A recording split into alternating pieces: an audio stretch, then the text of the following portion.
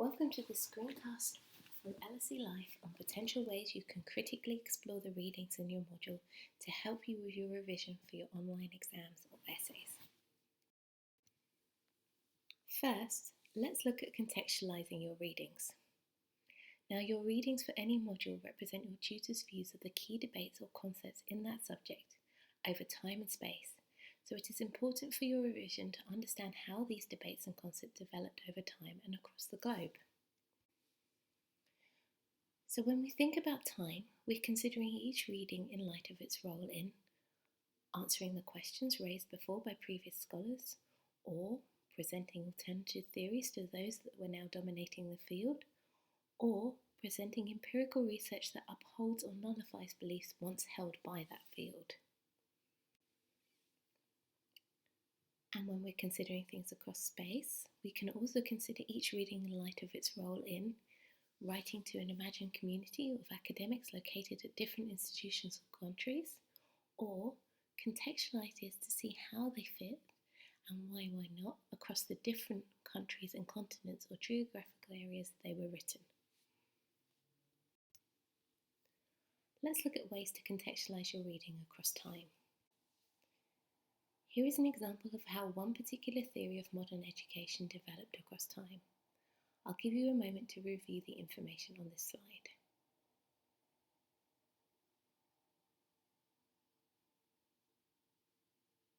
So here you can see how a theory from the 1920s evolved and developed over time to create some of the dominating theories we now see in the 2000s and 2010s. Now it's your turn. Open the worksheet that accompanies this slide. If you haven't yet downloaded this, pause the screencast now and download this from the same page in Moodle where you found the screencast. Take the list of readings from any of your modules.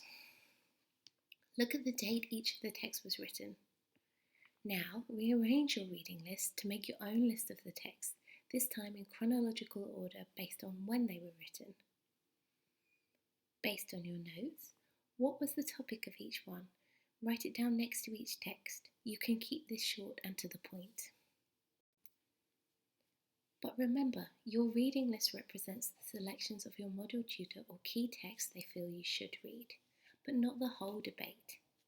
Did you come across any other interesting readings? If so, add these into your list. Now ask yourself, does looking at the list like this begin to give you a different way of looking at the debates in this module?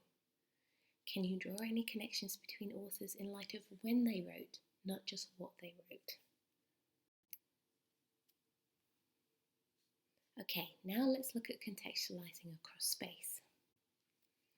Here is an example of the same educational theory evolving across different spaces. On the second page of your worksheet, write down where the authors are or were from, or write down where the author's research takes or took place if this differs, and note what does this tell you about the debate in the course, or what elements of the author's context might shape the debate and the position in that debate. Second, let's look at key questions you can use to explore your text and how to create a module concept table. So the notes you've made on the worksheet so far have helped you to see how your texts in a module relate across time and space. Now we need to think about the dialogues that are taking place between these texts. So looking at the notes you've previously made on the text for this module, see what answers you can find to the following questions. Who is the author? When did they write this and where did they write it? How might these contextual factors influence the author's argument? What motivated the author to write the text? Why? Who is the author responding to? Implicitly, what debates or ideas were currently in the field at the time of writing? Who is the author drawing upon to start their argument? Where does this argument fit in relation to the different positions held within the debate? What original ideas does the author contribute to the debate, and how so? And how does the author shift, change, or expand the wider debate? Reviewing the questions on the previous slide should now help you with the fourth step on your worksheet, Creating a module concepts table. Here you can see an example of a module concepts table. This table is designed to condense your notes into something more useful for your revision. The key concepts for that module are listed down the far left-hand side. Then in the middle, definitions, origins, your questions, ideas to explore, these are all in the centre. Then in the right-hand column, you can note the author's dates and, if relevant, where they were writing and when they were writing.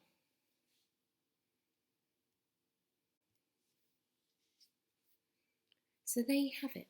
We've looked at contextualising your module's readings in terms of time and space and thinking about the dialogues that are taking place between the debates in these texts. But what's missing is you. As a bonus, why not think about creating a debate map? Knowing where you, your arguments, your ideas, your criticisms fit in relation to the text is crucial because this is the beginning of the potential arguments you will be putting forward in your essays. So why not try creating a debate map?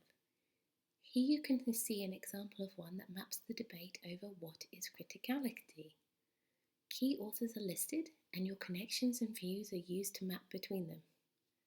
There is no model for this because it will entirely depend on the debate, but you can see one potential way to do this.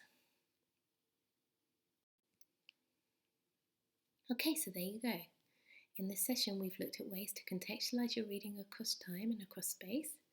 We've looked at ways you can look at the dialogue that's taking place between the texts by asking some key questions and then creating a module concepts table for our revision.